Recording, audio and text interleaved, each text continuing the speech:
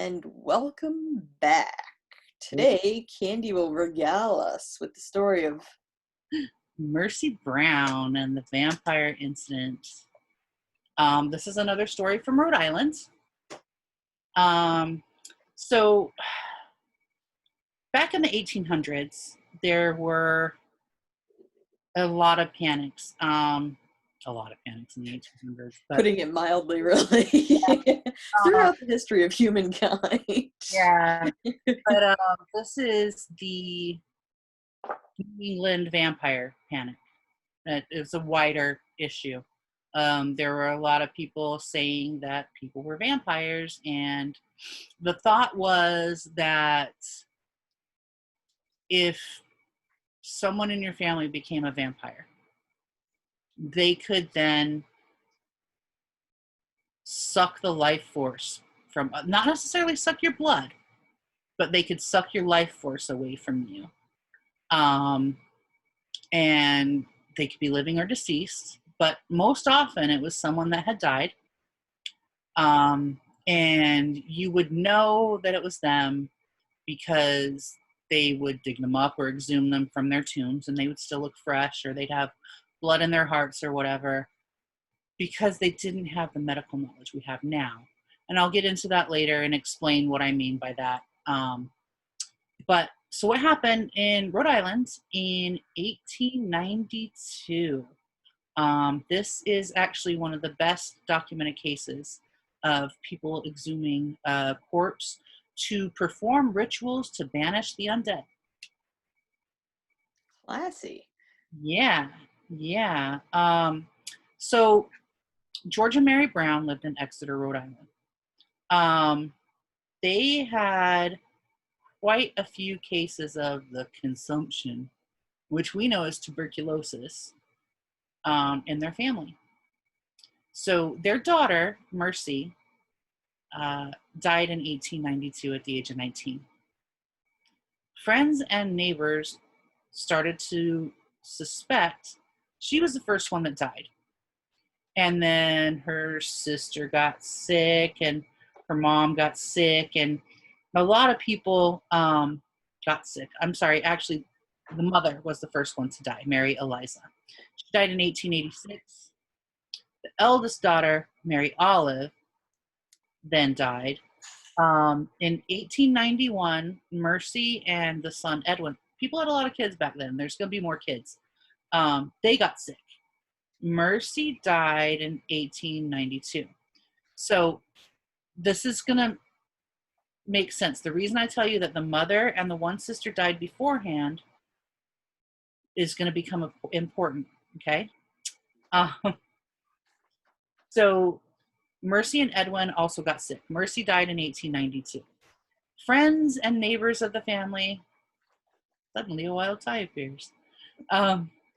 Friends and neighbors of the family thought that one of the dead family members was a vampire. They started to really suspect that somebody undead was preying upon the family and causing everyone to get sick and die. They didn't use the name vampire, but they said that they had caused Edwin's illness.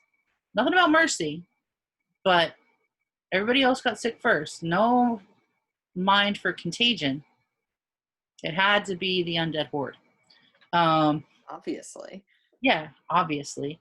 Because it was the folklore of the time that multiple deaths in one family was obviously related to the undead.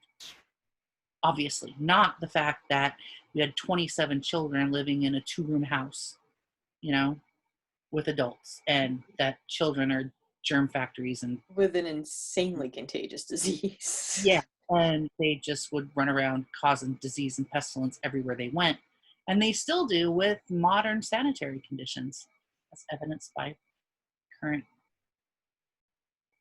turns of events. Anyway, so George Brown was the dad, and he was persuaded to give permission to exhume his daughters and his wife. The villagers, man, the villagers were there, the local doctor was there, and the newspaper was there. Okay? They exhumed the bodies on March 17th, 1892. The bodies of both the mom and the one sister exhibited the expected level of decomposition. So obviously they weren't the cause. Mercy, however, exhibited almost no decomposition. She had blood in her heart, her nails had grown, her hair had grown. Obviously she was undead. However,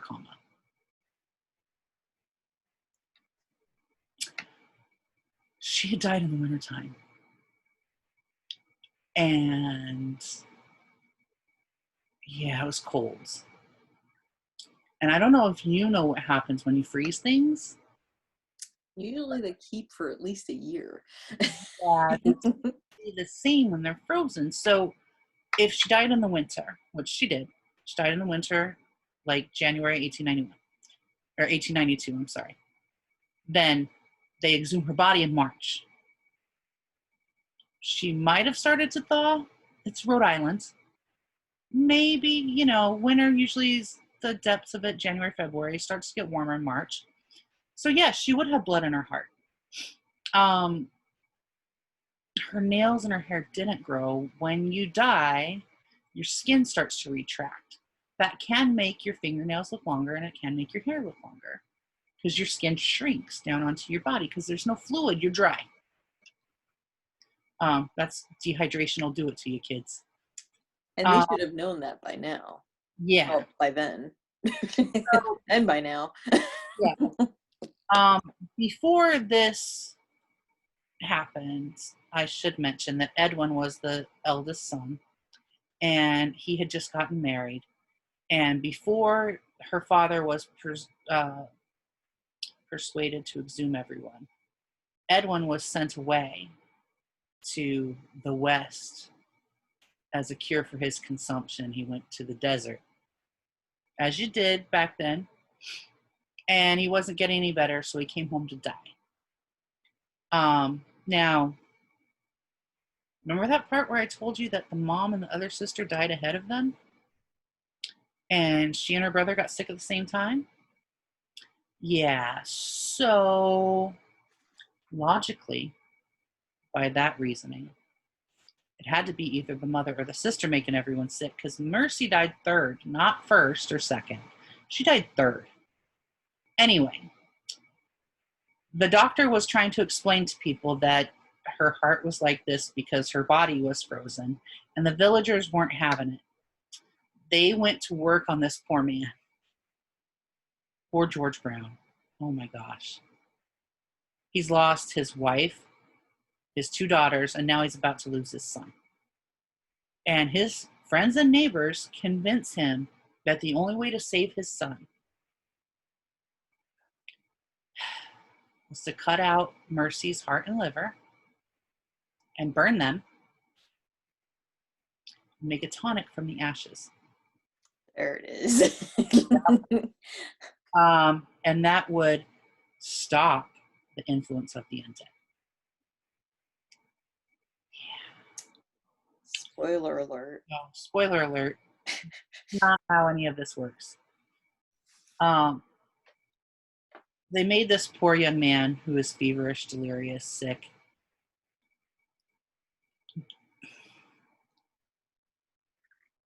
drink the ashes of his dead sister mixed in with some sort of alcohol, tea. They don't specify that part as a tonic. So he drinks his sister. And then he dies 2 months later anyway. Yeah. George Brown had Mercy's body buried in the cemetery at the Baptist church. Now, mind you, she was not buried with Chris because she was undead, and they had to burn her and give her to her brother. So her heart and liver were missing, but her father had her buried in the Baptist church in Exeter churchyard after she had been desecrated. was sad. Just a sad thing. But it gave us a lot of stories. There's that. Bram Stoker knew about the Mercy Brown incidents while he was writing Dracula. Before he wrote Dracula, he knew about Mercy Brown. There was Caitlin Kiernan wrote a story called So Runs the World Away, and it actually makes very clear reference to the whole thing. Now, Lucy, I'm sorry, go back to Bram Stoker. It's late at night, people, when we're filming this. It's late. Bram Stoker actually allegedly based Lucy on Mercy Brown. Because remember when they dug Lucy up or exhumed her or whatever? Yeah. She still had fresh blood. Looked nice and pale and beautiful. She also died in the winter. I don't know if you recall that. Yes. Yeah. Well, it seems like that entire movie took place in the winter. Like, no matter what season it was always winter. It's gray and dark, yeah. H.P. Lovecraft, the story The Shunned House refers to it. There was a novel. I'm reading my notes. There's a young adult novel called Mercy, the Last New England Vampire. That, yeah, pretty much was the inspiration for that book. And it was allegedly the remaining descendants of Mercy Brown's family, because she didn't have any children, but the remaining descendants of the Brown family told the story in a book called Food for the Dead on the Trail of New England's Vampires. Then it was in some movies. It was in Almost Mercy, where some idiot kids visit the grave of Mercy Brown and they call themselves the Friends of Mercy. And these kids like appear as the characters in flashback sequences, whatever. There was a song called The Hunter, and it was the main subject of the first episode of the podcast Lore, as well as it's on Amazon Prime. You can watch a really cool animation and story told much better than I can tell it. It's by a professional storyteller, which I am not. And it's based on the podcast. And it is based on the podcast. That I think it almost has the exact dialogue of the podcast. Mm-hmm. It's on Amazon Prime. No, the podcast is on Podbean for free. I think it's on Spotify as well. It's probably on Spotify too. Pretty sure they usually kind of go interchangeable. Yeah. So yeah. That was, I think that she was the last New England vampire. She gets that name sometimes, whether she was or not. She was the last well-known one and the best known. Yeah, because I haven't heard a lot of U.S. tales of vampirism. Yeah. That poor family, man. Do you know they are still in Eastern Europe doing very similar rituals and things like that, even as recently as the most recent one I've actually read about was 2015. Yeah. Some guys in a village thought that a dude was killing their families from beyond the grave, and so they dug him up. They got arrested for it. They got arrested for desecrating a corpse. Well, when you exhume people and you stake them, chop off the head, burn them. They got their heart, their liver, try and feed them to people. Yeah. Like they were going to go the whole 9 yards, and they got caught ahead of time. I think it was 2 brothers? I don't know. I'll look it up and link it when you put this up. See, this is the content you get when you're in the fans page. Yay. Late night vampire stories with Candy and Susie. Yeah. Did Mercy Brown inspire anything of yours at all? Nah.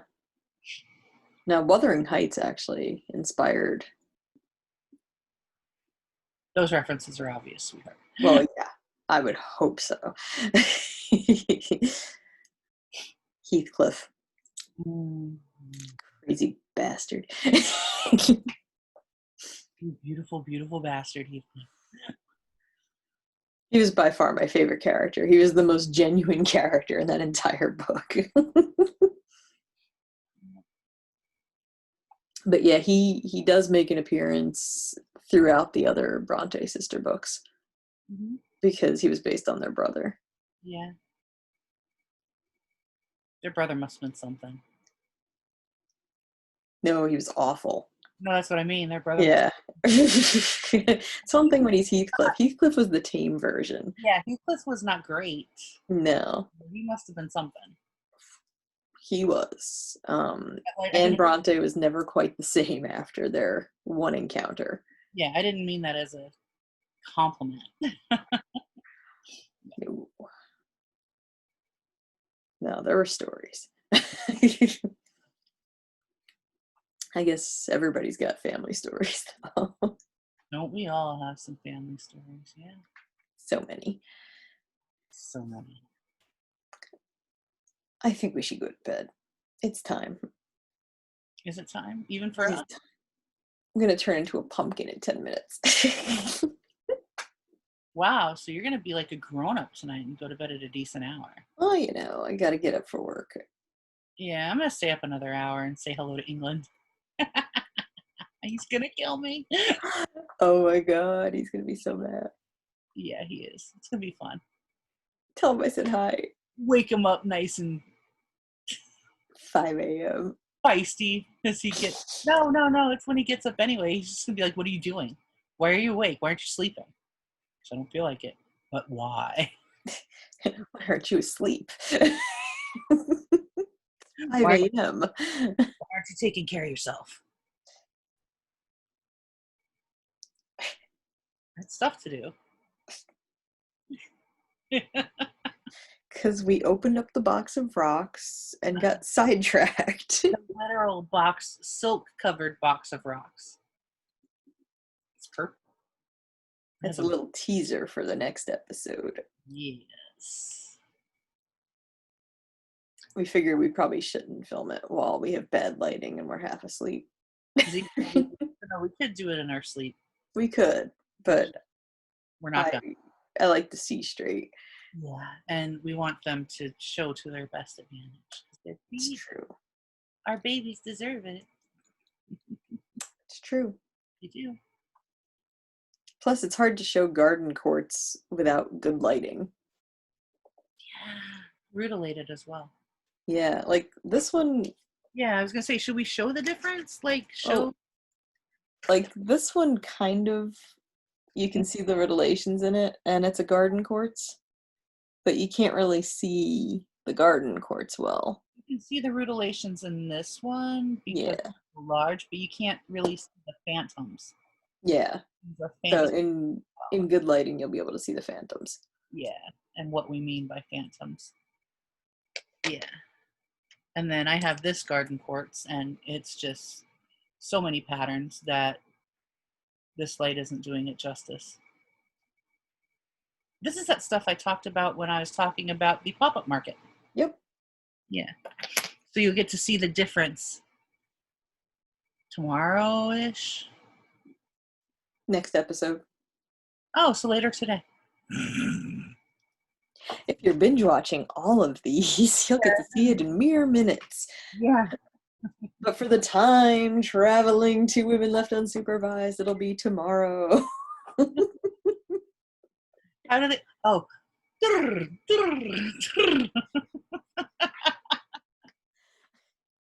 Yeah, I'm I tired. feel like that's trademarked somewhere, so we're gonna go woo. I think it was Scooby-Doo, wasn't it? And they were like, It was yeah, it was imitating Scooby-Doo because they do the water down the glass thing. Yeah, or we can do like what my son does, where he just like backs up and goes. Oh, you just yawn. Huh? Yeah. Okay. Yeah. It's time. See you next episode, guys. Thanks for playing.